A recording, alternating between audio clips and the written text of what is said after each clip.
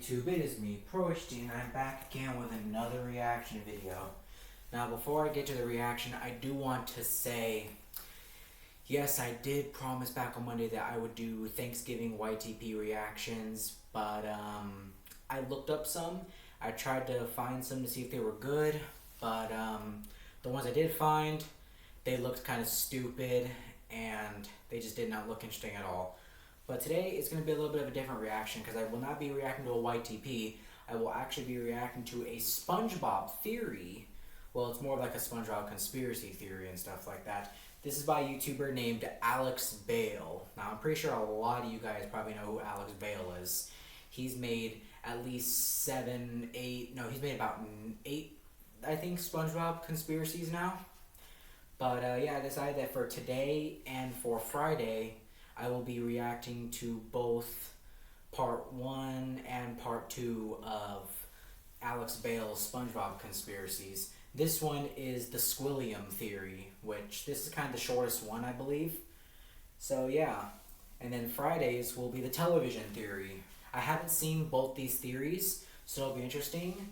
But just in case if I have thoughts or something I want to say during like the video, I will pause at moments. But the whole video will be in the link in the description down below. So I do want to say that. But this is about an 11-minute video. So yeah, we're going to get to the reaction and we're going to see who Squilliam truly is. So 3, 2, 1, play. Squilliam Fancy Son. Squilliam Fancy Son. Squilliam Fancy Son III is Squidward's rival from high school band class. So, I just took my private yacht across my private lake to my private heliport. He's more wealthy, popular, and talented than Squidward, and he always rubs it in his face. That's right. I'm living your dreams, Squidward. Oh, just succeeding in everything you failed in. But I intend to prove that he's a fraud, using his wealth to make himself seem more popular and talented than he actually is. He goes to ridiculously extreme and expensive lengths to humiliate Squidward and show his superiority, and I'm gonna prove it.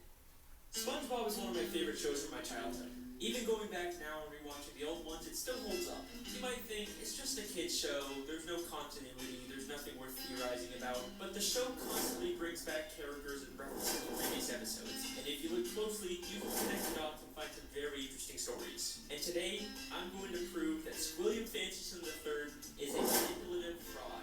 Evidence number 1, the pet hospital.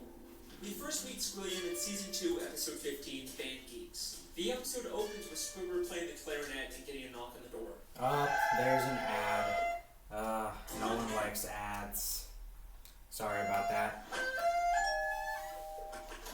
Yeah, we're with the pet hospital down the street, and I understand you have a dying animal on the premises.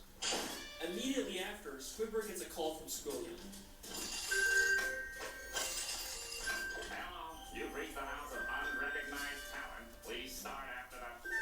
Sounds as though you've got a dying animal to attend to. Hey, old chum. I believe that not only was Squilliam spying on Squidward to know when he was playing his clarinet, but he also hired the doctor to come and embarrass Squidward. Yeah, we're with the pet hospital down the street. Pet hospital down the street. We have never seen a pet hospital in Bikini Bottom. We've only ever seen just the regular Bikini Bottom hospital. We've seen this purple doctorfish before, but once again, he's never worked at a pet hospital. We've only ever seen him at the regular general hospital. Well, Mr. Squarepants, it seems you have the suds. Are you ready for your treatment? Then there's this green fish behind him, and we've only ever seen him as one of the many identical paramedics that work at the Bikini Bottom hospital. We even see him at the end of the episode to take Squilliam away after fainting. So it is very likely that Squilliam hired these two and told them to pretend like they're from a pet hospital just to humiliate Squidward. But this is just the start of Squilliam's elaborate lies. Evidence number 2, the bubble bowl.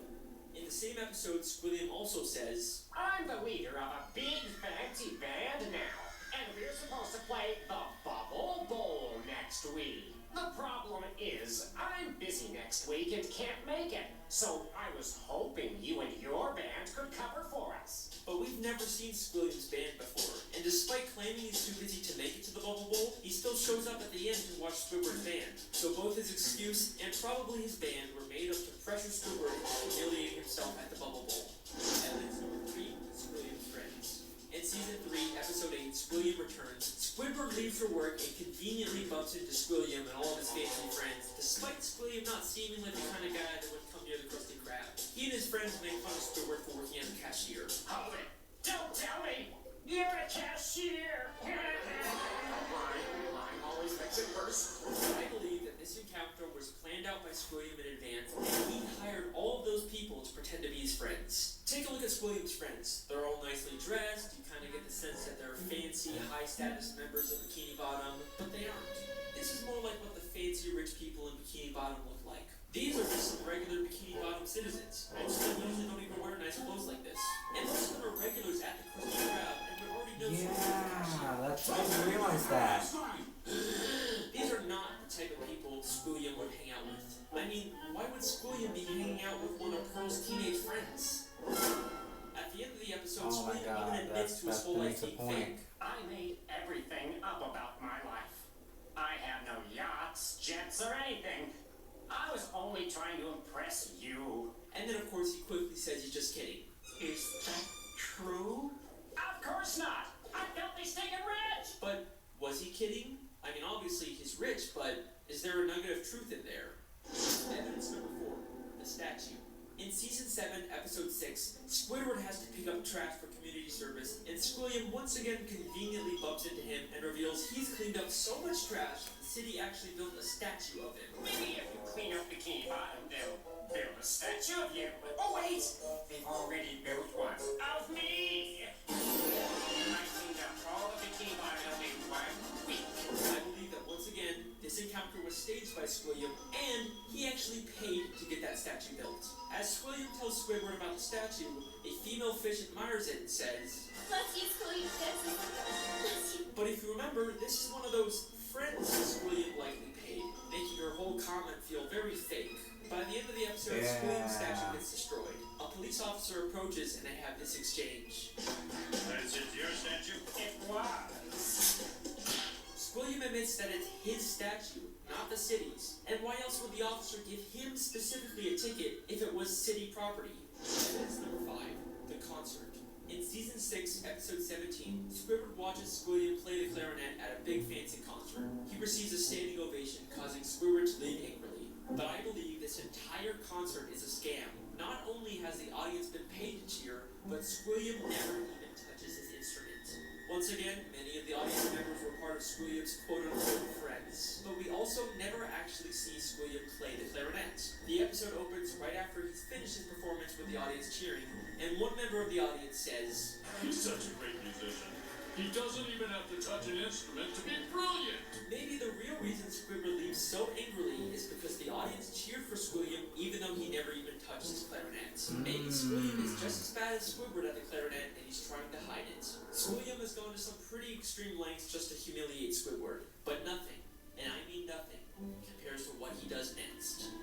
Evidence number 6, the music college. In the same episode, after Squidward leaves the concert, he's approached by the headmistress of the Bikini Bottom prestigious music college. Aren't you the esteemed Squilliam Fancyson III, who we all came here to see perform tonight? She mistakes him for Squilliam and offers him a position as a professor.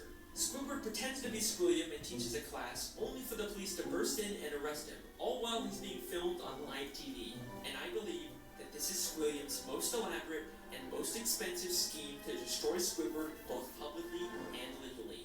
This encounter where Squidward gets offered a job is already suspiciously convenient, but listen closely to their exchange. I'm Squilliam Fancyson. But didn't you just say a minute ago that your name was Squidward Q Tentacles? It is. Oh, I mean, no, I didn't. That's a relief.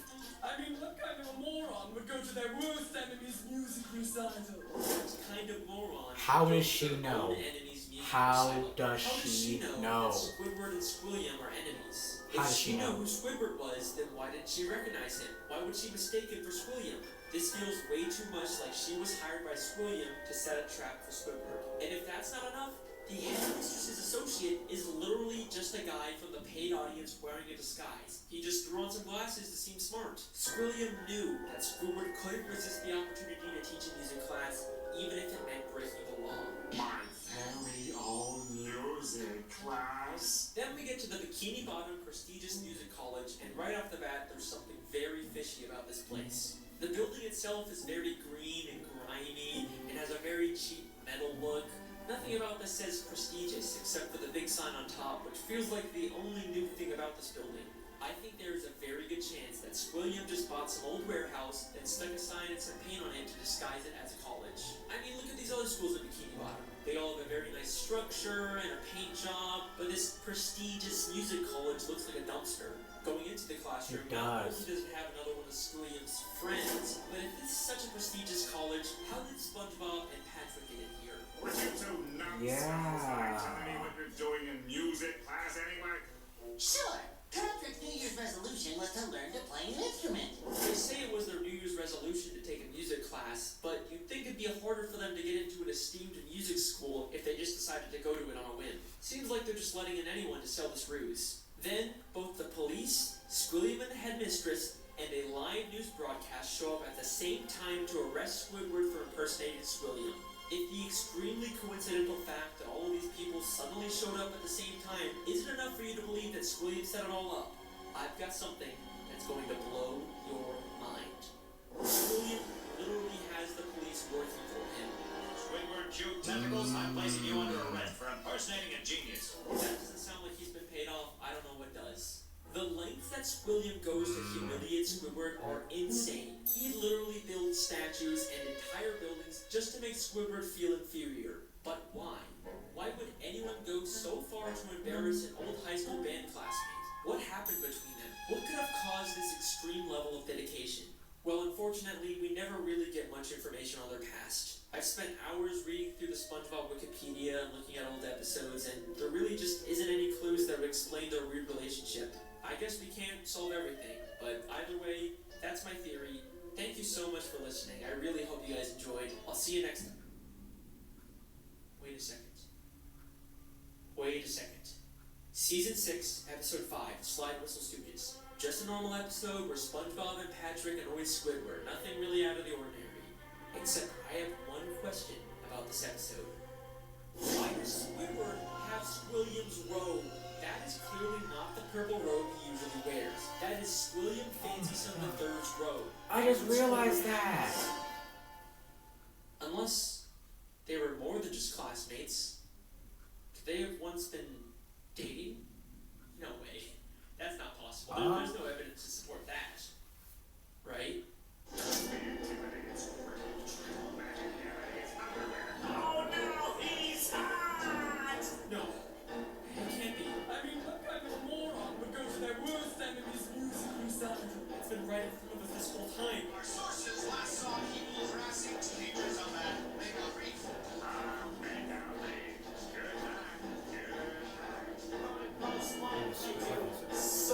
Oh, I just realized this.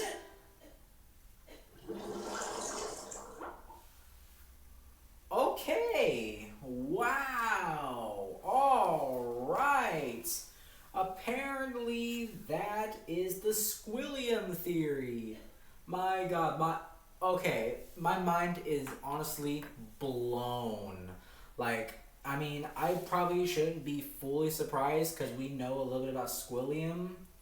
But to be honest though, that's crazy because Squilliam, we knew that Squilliam was a very weird and strange individual.